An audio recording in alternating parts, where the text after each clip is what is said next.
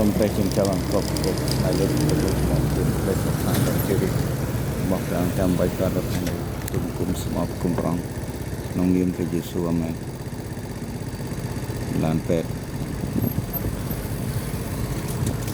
ដឹកមកផ្ទះអញ្ចឹងមានតែខូចបានបើលឿនណាស់ហើយ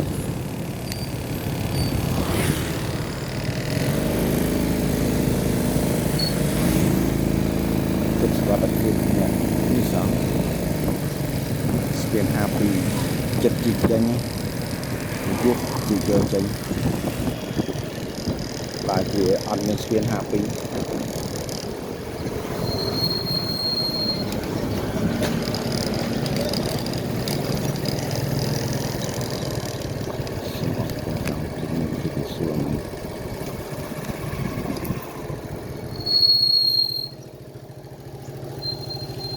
ក្នុងខ្មែរកែរោគគ្រប់មុខ